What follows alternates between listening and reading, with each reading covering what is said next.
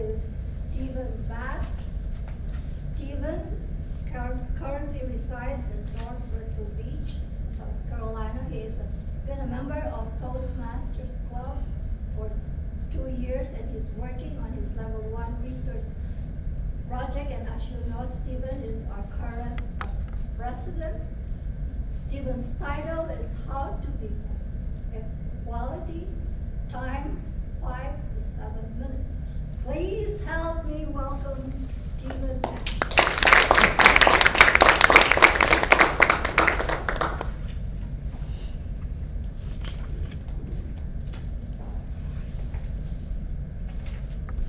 I'm going to pass out some handouts. Can you take one and pass it back?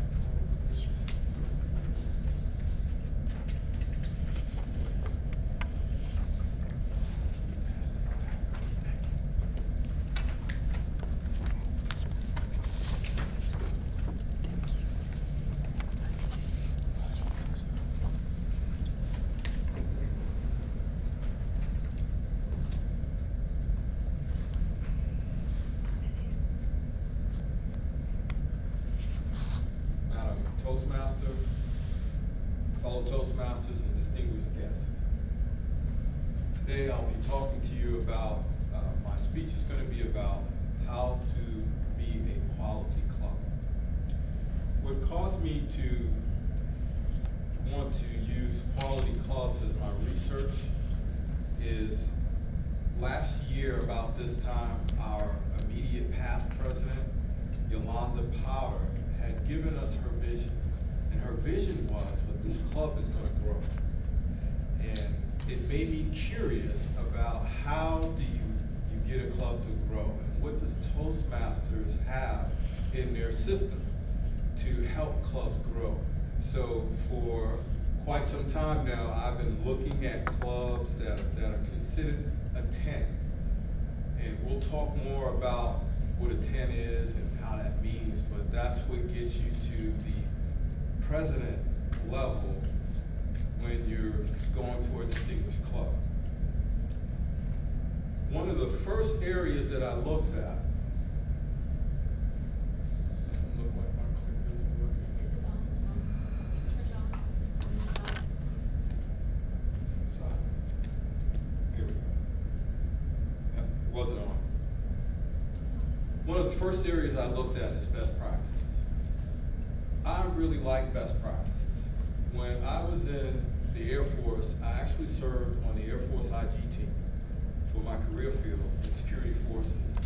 And when we went out to inspect organizations, one of the things that we really loved to hear about, it was from the young military folks, in the Air Force we call them airmen, that found ways to get their job done in spite of instructions that weren't made for this particular task, or how they managed to become the best at what they were doing. And so my favorite area was best practices. Now, I'd like to ask someone who has been in Toastmasters, what would you consider a best practice to be for Toastmasters?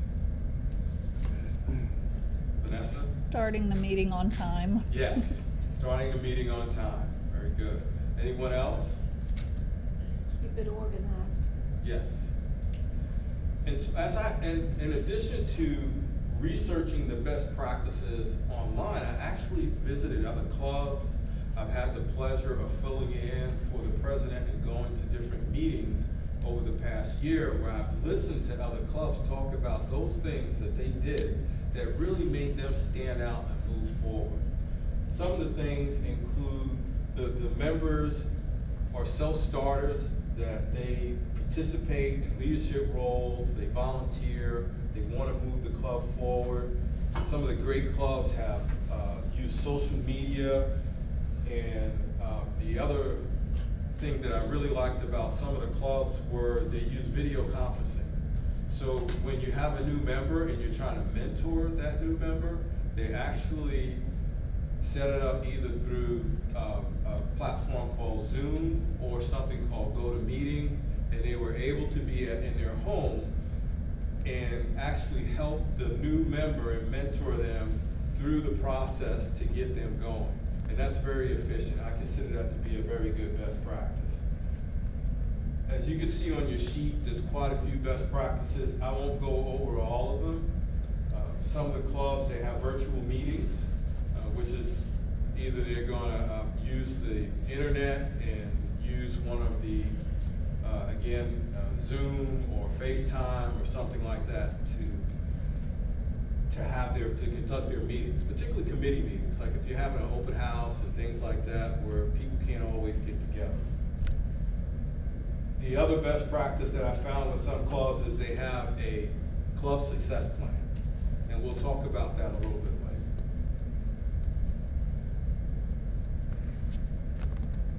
Now I'm going to move on to the Distinguished Club Program. And in the Distinguished Club Program, it outlines several areas that that are used to kind of tally up how well the club is doing. It's the way the club is assessed. And so there's educational goals that's looked at. There's how well administratively the club is being run. Do they send in the names of their officers on time? And all of these items count towards the club success plan, or the Distinguished Club Program. Here I have the club mission, because I think this is very important for all of us to be aware of and know. There's two things that come out of the Distinguished Club Program I think we all need to know and become familiar with. That's the club mission, and as well as the Toastmasters promise that we usually give when we first become a Toastmaster. Also in the Distinguished Club Program, it talks about integrity, respect, service, and excellence. In addition to the Distinguished Club Program, within that program, there's a club success plan. And our club is in the process of trying to put together a club success plan. And these are the areas that are in the club success plan: educational goals, membership goals, training goals, and administrative goals. One of the areas that I really liked about when I was doing my research is the moments of truth. I think the moments of truth provide structure to a club if a club decides to use this particular tool.